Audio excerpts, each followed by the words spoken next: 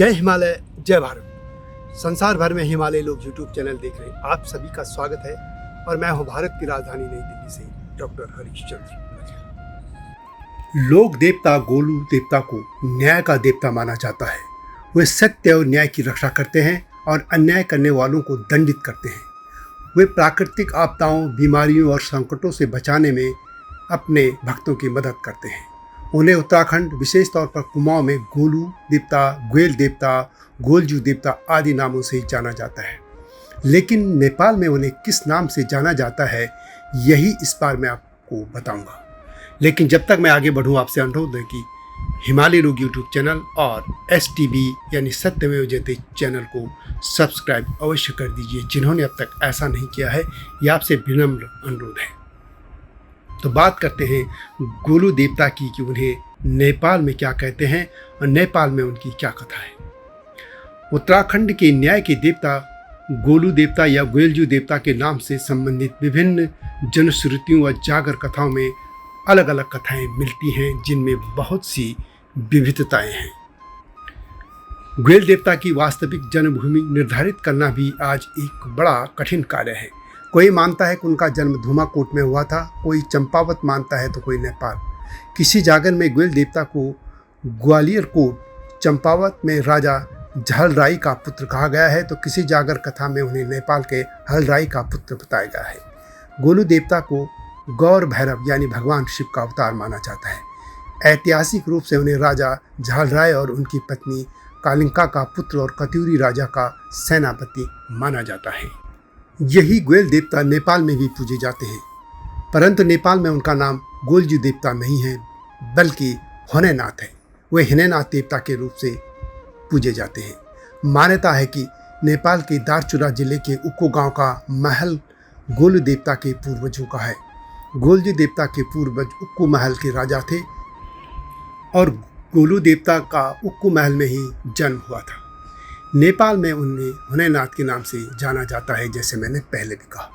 पश्चिमी नेपाल के महाकाली अंचल के जिला दार्चुला की गोरी व काली नदी के मध्य क्षेत्र में यह स्थान है, जहां उक्कू महल है और जहां गोल देवता के पूर्वज हलराई झलराई के वंशजों का किला आज भी टूटी हालत में है, उसके भग्नावशेष मिलते हैं।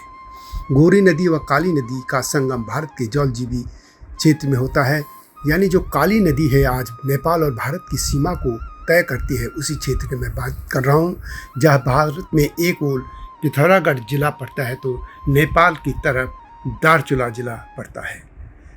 लोक जागरों के अनुसार उस महल में होनेनाथ के नाम से होने गांव में गोलू देवता यानी होनेनाथ का मंदिर भी है। वहाँ उनका हिंडोला भी है। नेपाल के दार्चुला जिले के मल्लिकार्जुन ग्रामीण नगर पालिका के अंतर्गत वार्ड नंबर 4 एंतालेक गांव के ऊपर शिरन में होनेनाथ मंदिर है। नेपाली मान्यता के अनुसार होनेनाथ के पिता छिपला केदार और माँ भागश्री हैं। वे बैजनाथ के भतीजे हैं। होनेनाथ को स्थानीय भाषा में हुनशिंकर, हुष्कर आदि नामों से भी जाना जाता है। होनेनाथ मंदिर को भी धन्य भी कहा जाता है। नेपाल के इस क्षेत्र में हुनशिकार मंत्र का ध्यान करने की पुरानी लोक मान्यता आज भी है। होनेनाथ उस क्षेत्र के धामी, अवस्थी आदि कई जातियों के कुल देवता भी हैं। उक्कू महल के रजवाड़ों को गोलू देवता का वंशज माना जाता है। उन्हें पाल भी कहा जाता है। ग्वेल देवता के किले के अब भग्नावशेष ही मिलते हैं। इस किले में पत्थरों पर खुदी भाषा को आज तक कोई पढ़ नहीं पाया है। कहा जाता है कि झोलाघाट के पास रतवाड़ा और नेपाल के पास जिला बैतडी के सेला के पास आज भी इनका वह बक्सा काली नदी में दिखाई देता है, जिसमें बंद करके उन्हें बहाया गया था और वह नदी में ही अटक गया था। सेरा यानी पिथौरागढ़ नेपाल क्षेत्र के महाकाली नदी के बीच में आज भी वह एक पत्थर है, जिसको लेकर कहा जाता है कि काली नदी में कितना भी पानी भर जाए, बाढ़ आ जाए, वह पत्थर कभी नहीं डूबता है। नेपाल में भगवान होनेनाथ या होशिखर बारे में कई कथाएं, जनश्रुतियाँ, किंवदंतियाँ हैं। होनेनाथ की उत्पत्ति के बारे में यह जरूरी है बताना कि इसी तरह की कथा कुमाऊं में भी मिलती है। होनेनाथ के पिता छिपला केदार और माँ भागश्री भी देवीय शक्ति से परिपूर्ण थे। भाग्यश्री के ज्येष्ठ पुत्र होनेनाथ यानी हुशिमकर थे। नेपाल में भोलेनाथ की उत्पत्ति को लेकर कई कथाएं हैं और जैसा मैंने पहले भी कहा, यह कथा गोलू देवता से मिलती है। यहाँ डोटियाली भाषा में गाए जाने वाले भक्ति गीतों से मालूम होता है कि प्राचीन काल में उल्लेख गांव के लोग गाय भैंस चराने जंगल जाते थे। दूध देने वाली एक गाय हमेशा जंगल से चरने के बाद घर आती थी तो उसका थन खाली रहता था। शाम को जब वह दूध उससे दुहते थे तो थन से दूध नहीं निकलता था। अंततः एक व्यक्ति ने उस गाय पर निगरानी रखने की सोची। एक दिन उसने देखा कि गाय एक चट्टान पर दूध रिस रही थी। यह सिलसिला कई दिनों तक चलता रहा। कुछ दिनों बाद जब गाय के थन से दूध रिस रहा था तो उस व्यक्ति ने उस शिला पर दराती से प्रहार कर दिया। शिला से खून की धारा बह निकली। उसी दिन से उस शिला की पूजा शुरू हो गई और ग्वेल देवता की कथा यहीं से शुरू होती है। और बाकी कथा वही है जो कुमाऊं में कथा है। और ग्वेल देवता पर पहले ही हिमालय लोग यूट्यूब चैनल में एक वीडियो है, आप उसको देख सकते हैं। उसमें विस्तार से उनकी विभिन्न कथाएं और विभिन्न जो उनके जन्म को लेकर कथाएं हैं वह सब उसमें शामिल है। तो यह थी गोलू देवता यानी भगवान भोलेनाथ की नेपाली गाथा।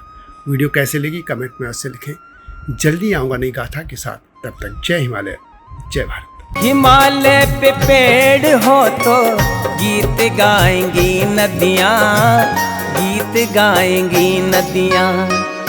पेड़ों पे चिड़िया है तो गीत गाएंगी नदियाँ, पेड़ों पे चिड़िया है तो गीत गाएंगी नदियाँ। माँ की लोरी जैसे होते हैं नदियों के गीत।